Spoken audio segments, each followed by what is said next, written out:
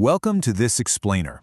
Today, we're looking at something absolutely existential. We are unpacking a massive shift in how we learn, how we think, and honestly, what it literally means to be human in a world we now share with artificial intelligence. The source material we're exploring today presents a pretty stark reality. AI and intelligent systems are rapidly taking over routine thinking, memory retrieval, all of that execution stuff.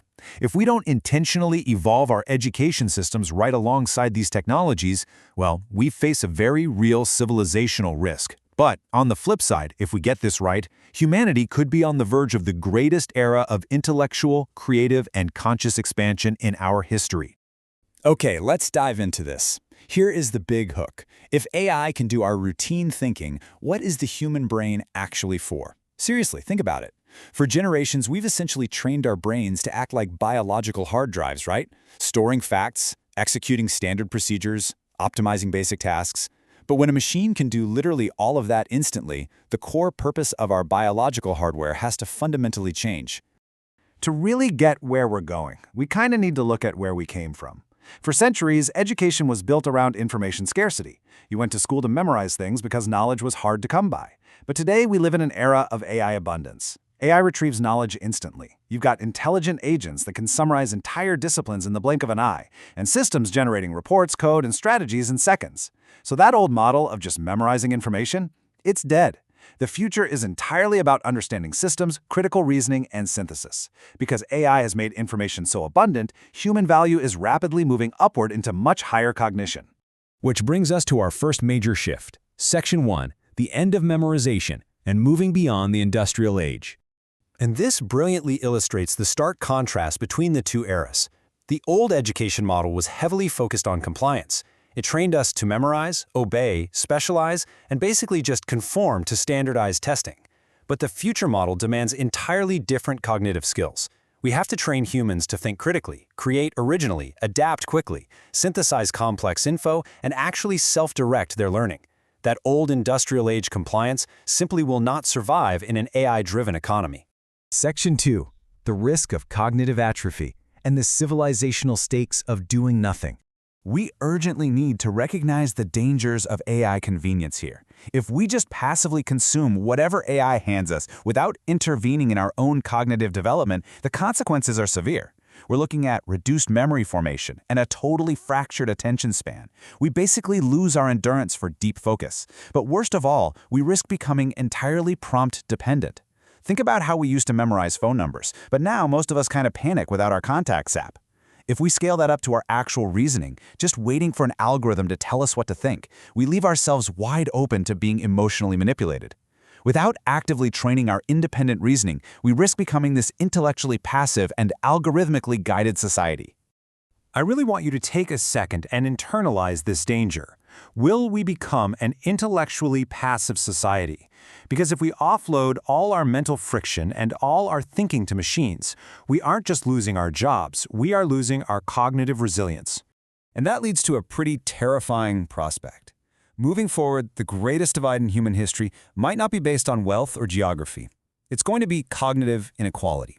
It will be the divide between enhanced cognition and stagnant cognition. People who have access to advanced learning systems and adaptive AI mentors will evolve their thinking dramatically faster than those stuck in outdated, stagnant systems. The civilizational risks of that divide are absolutely massive. If we let cognitive inequality take root, we invite deep societal instability and fundamental unfairness. We basically risk creating a tiny class of cognitive elites ruling over a dependent population. And perhaps most dangerously, an uneducated, stagnant population is incredibly easy to control. Recommendation systems shape their beliefs, persuasion systems guide their behavior, and synthetic realities just distort the truth. Educating our population isn't just nice to have, it is an absolute requirement for democratic resilience. Let's pivot to some optimism and empowerment. Section 3. The New Human Toolkit and Adapting to Exponential Complexity. So the crucial point is this new vocabulary, cognitive orchestration. This might actually be the most valuable skill of the future. It's defined as the ability to guide intelligent systems toward meaningful outcomes. Remember, the future is not humans versus AI. It is humans plus AI. We need to train people to collaborate with these systems, evaluate their outputs, catch those hallucinations, and direct AI ethically. When you map it out, the partnership becomes super clear. AI is vastly superior at calculation, optimization, and pattern recognition. But humanity? We possess empathy, moral intuition, lived experience, and emotional depth. Sure, a machine can optimize a global supply chain in a fraction of a second, but it cannot read the room during a tense negotiation or resolve a deeply complex human conflict. As AI automates the execution side of things, the future economy is going to heavily reward those deeply human capabilities. Things like ethical reasoning simply cannot be outsourced to an algorithm. And we're going to need those human strengths more than ever, because the complexity of our civilization is increasing exponentially. Humanity is facing unprecedented, interconnected challenges, from climate instability and bioengineering to AGI alignment and space expansion. Traditional education just isn't built to prepare us for this. We absolutely must develop systems thinking to understand how all these interconnected pieces behave together. We need probabilistic reasoning, interdisciplinary synthesis, and long-term foresight. To navigate all that complexity, creativity is going to become one of our most vital assets. Since AI is handling the routine tasks, human originality, invention, and storytelling, those become the ultimate premium. But to actually cultivate that, we've got to stop suppressing creativity with rigid standardization and those memorization-only tests. We have to actively encourage experimentation, divergent thinking, and artistic synthesis. The civilizations that can maximize this kind of unbridled creativity are the ones that will advance the fastest. And here is the incredibly optimistic news. Our biological hardware is completely up to the task. This is the magic of neuroplasticity. The human brain isn't just fixed. It possesses this amazing ability to allow for lifelong learning, cognitive expansion, and skill acceleration. Which means education can't just be this thing confined to childhood and college. Because of neuroplasticity, education can, and honestly must, become a continuously evolving, highly personalized, lifelong journey. This brings us to our final section, the cognitive renaissance, a true civilization-level expansion. Now, what's really interesting about this slide is how our human identity is going to shift. For thousands of years, our identity was tied almost entirely to survival, repetitive labor, and economic productivity. But as automation expands, our sense of meaning has to expand beyond just labor.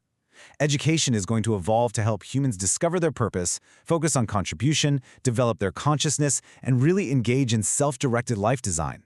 We're shifting away from just preparing people for jobs and moving toward developing their fundamental identity. To support this, we're going to build the infrastructure of a cognitive renaissance. Just imagine a world powered by globally connected intelligence networks where every single person has their own personalized AI mentor. We'll be using immersive simulations for real-time adaptive learning and engaging in planetary-scale collaboration to supercharge scientific breakthroughs. If we design this correctly, this educational evolution literally becomes the infrastructure for civilization evolution itself, speeding up innovation, expanding wisdom, and significantly reducing human suffering. Let's move to these final steps and see how this builds. Ultimately, the goal of future education totally shifts from producing mere workers to developing extraordinary humans. Step 1, we create cognitively empowered humans. Step 2, we develop emotionally intelligent humans. And Step 3, we cultivate philosophically grounded, purpose-driven, and creatively liberated humans. We are augmenting humanity here, not replacing it. I'll leave you with this incredibly powerful thought from the source material. The real challenge of the AI era is not whether machines become more intelligent. It is whether humanity evolves fast enough to grow alongside the intelligence it creates. As you step back into your day, ask yourself, how are you evolving your own cognition to meet the future? Thank you so much for joining me for this explainer, and keep learning.